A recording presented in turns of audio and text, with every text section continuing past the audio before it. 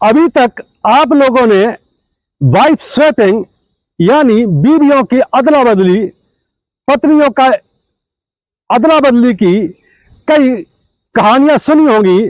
इसमें कई सच्ची घटनाएं भी होती हैं और कई मनगढ़ंत फर्जी घटनाएं भी होती हैं जिनको पढ़ करके लोग मजे लेते हैं। वाइफ स्वैपिंग, पत्नियों की अदला बदली विशुद्ध रूप से अय्याशी के लिए की जाती है। इसमें पति और पत्नियों की बाकायदा मौन स्वीकृति रहती है। इसके बाद होटलों में या क्लब में या किसी बड़े हाउस में ये अमर्यादित कार्य होते हैं। लेकिन क्या आपने कभी सुना है कि दो सगी बहनें जिनकी शादी हो चुकी है, दो बच्चे भी हो चुके हैं, क्या वो एक दूसरे के पति को बदलने पर आमादा हो जाए, यानी दोनों सगी बहनें अपने पति का आपस में इंटरचेंज करना चाहती है और ये बाकायदा हाई कोर्ट के समक्ष दोनों बहनें अपनी इस इच्छा को प्रकट करती है। हाई कोर्ट में जब दोनों बहनें इस प्रकार की अपनी बात रखती है तो हाई कोर्ट के न्यायाधीश, वहां पर मौजूद सारे अधिवक्ता और अन्य लोग भी ये देख करके दंग रह जाते हैं कि आखिरकार भारतीय समाज कहाँ जा रहा है। आखिरकार ये दिलों का मामला है, ये दिल लगई का मामला है या क्या है। आइए इस पूरी सच्ची घटना की पड़ताल करते हैं। दरअसल मध्य प्रदेश के दतिया में एक सज्जन रहते हैं जिनका नाम है गिरजा शंकर। गिरजा शंकर की उम्र लगभग 35 साल है। इनकी शादी 7 साल पहले एक युवती से होती है। युवती शादी के बाद ससुराल आती है। गिरजा शंकर उसकी हर ख्वाहिश को पूरा करता है, लेकिन गिरजा शंकर की पत्नी ने एक प्रकार से समझौता कर लिया था, लेकिन वो अपने पति गिरजा शंकर को मन ही मन से पति के रूप में स्वीकार नहीं कर पा रही थी, क्योंकि उसकी जो सपने थे, उसने जो अपने दिमाग में अपने होने वाले पति को लेकर के जो एक छवि बनाई थी, उसको गिरजा शंकर के अंदर वो नहीं दिखाई देती है।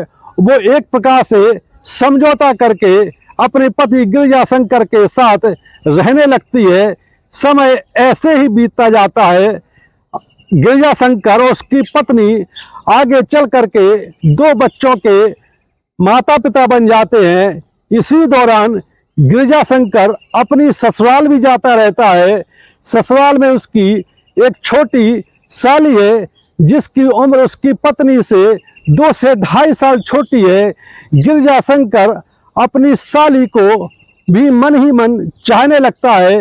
हालांकि साली की ओर से अभी तक ऐसा कोई रुझान नहीं दिखाई देता है। इसके बाद जब गिरजा शंकर को लगा कि ये अमर्यादित है, वो शादीशुदा है, साली पर इस प्रकार की नज़र नहीं रखना चाहिए, गिरजा शंकर ने इस प्रकार की बातें अपने दिमाग से निकाल दी।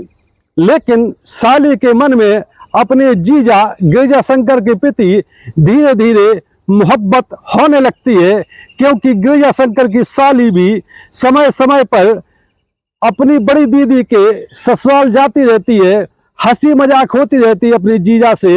लेकिन गिरजा शंकर की पत्नी को कभी ये एहसास नहीं हुआ कि उसका पति उसकी साली को चाहता है और उसकी छोटी बहन उसके पति पर इस कदर फिदा है कि वो कुछ भी करने को तैयार है।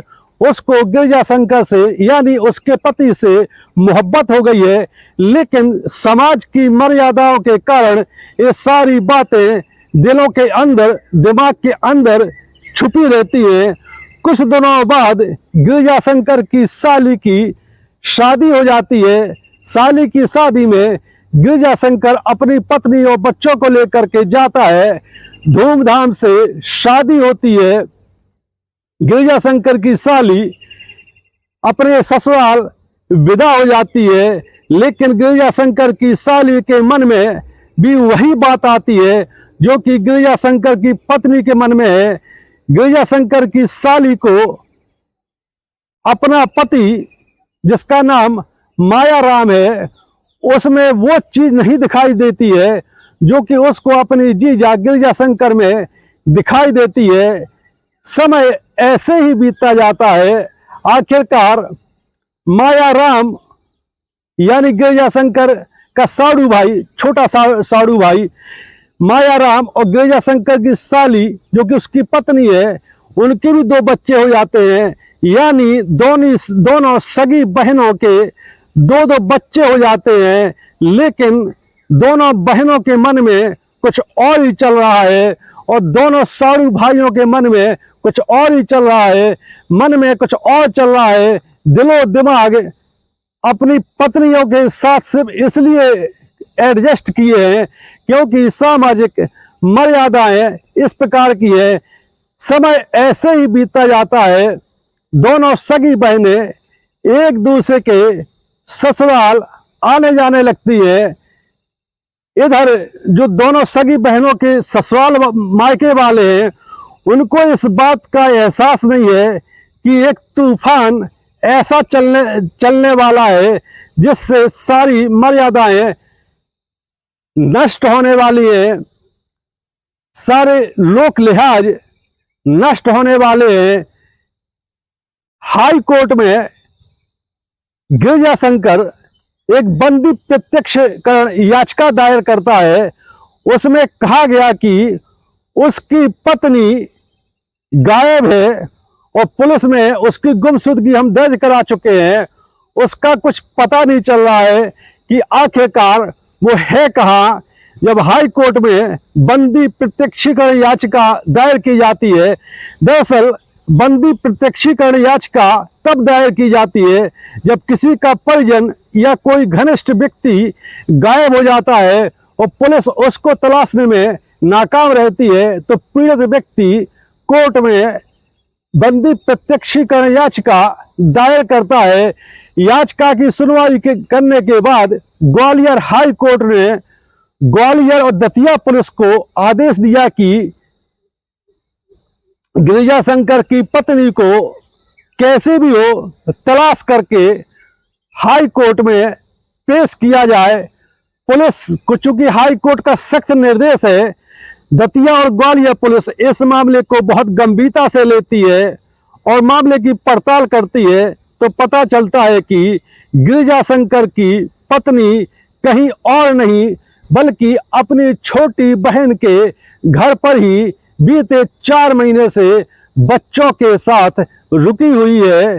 जब पुलिस गिरिजा शंकर की पत्नी के पास पहुंचती है तो वहां पर पुलिस को दोनों बहनें मिलती है, यानी गिरिजा शंकर की पत्नी और गिरिजा शंकर की साली।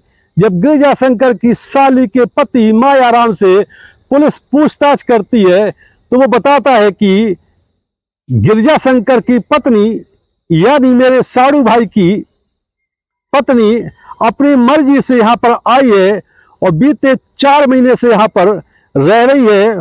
उसको कई बार कहा गया कि तुम या तो मायके जाओ या ससुराल जाओ। लगातार यहाँ रहने से लोग भांति भांति के सवाल उठाएंगे, लेकिन गिरिजा शंकर की पत्नी कहीं जाने को तैयार नहीं होती है क्योंकि वो अपने छोटी बहन के पति पर फिदा होती है और मन ही मन दिलो दिमाग में उसने अपने छोटी बहन के पति को एक प्रकार से पति के रूप में स्वीकार कर लिया है। ये क्लियर नहीं हो पाया कि दोनों के बीच आखिरकार संबंध रिलेशन कहां तक पहुंचे, लेकिन एक क्लियर है कि गिरिजा शंकर की पत्नी ने अपनी छोटी बहन के पति पर पूरी तरह से जान न्यौछावर करने की सोच ली है।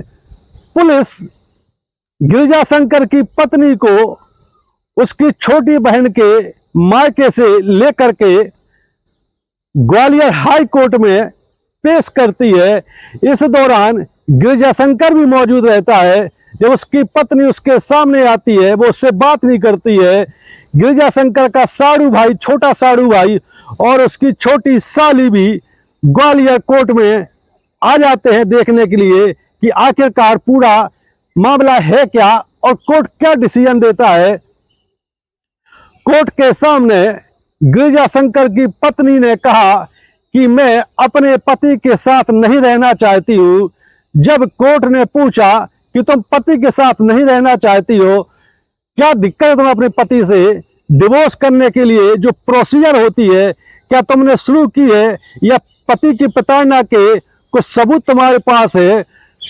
गिरजा शंकर की पत्नी कहती है कि मुझे पति ने प्रताड़ित कभी नहीं किया, मुझे अच्छी तरह से रखते हैं, लेकिन दरअसल बात यह है कि शादी के बाद से ही मुझे अपने पति में वो चीज नहीं दिखती है जो कि मैंने बचपन से अपने एक पति के रूप में सोच रखा था। इसलिए मैं अपने पति के साथ नहीं रहना चाहती। जब कोर्ट में पूछा गया कि आखिरकार तुम अपने पति के साथ नहीं रहना चाहती हो तो कहाँ रहना चाहती हो, इस पर गिरजा शंकर की पत्नी कहती है कि मैं अब आगे का जीवन अपनी छोटी बहन के पति के साथ गुजारना चाहती हूँ। मैं मन ही मन उसको बहुत प्यार करती हूँ। मेरे दिलो दिमाग पर मेरी छोटी बहन का पति बसा हुआ है और मैं अब अपने पति के साथ नहीं रहूंगी। मैं अपनी छोटी बहन के पति के साथ ही आगे का जीवन यापन करूंगी। ये सुन करके कोर्ट में सन्नाटा छा जाता है। इसके बाद कोर्ट में गिरजा शंकर की साली से बात की जाती है, वो भी मौजूद होती है और वो कहती है कि जो बात हमारी बहन ने की है हमें उससे कोई आपत्ति नहीं है। हम अपनी बड़ी बहन को अपने पति के साथ रहने के लिए हरी झंडी देते हैं, लेकिन हमारी भी एक शर्त है कि मैं भी अपने पति से संतुष्ट नहीं हूँ।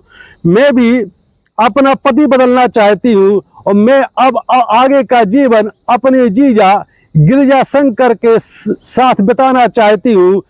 जब कोर्ट में ये बात न्यायाधीशों ने और अधिवक्ताओं ने सुनी कि दो सगी बहनें एक दूसरे के पति को बदलने पर आमादा हैं, दोनों के दिलो दिमाग पर एक दूसरे का पति छाया हुआ है, इसके बाद कोर्ट ने इस मामले को काउंसलिंग के लिए भेज दिया। काउंसलिंग करने वालों की जिम्मेदारी दी कि दोनों सगी बहनों को इस प्रकार से काउंसिल किया जाए कि ये अमर्यादित व्यवहार है, शादी किसी और से की, रहना किसी और के साथ चाहती हो। शादी के 7-8 साल बाद जबकि 2 बच्चे हो जाते हैं, ये समाज के जो रिश्ते हैं उसको तार-तार करने वाली बात है। अब दोनों बहनों की पुलिस के माध्यम से काउंसलिंग कराई जा रही है। देखते हैं इस मामले में होता क्या है। आपका इस कहानी को लेकर के, इस सच्ची घटना को लेकर के क्या प्रतिक्रिया है?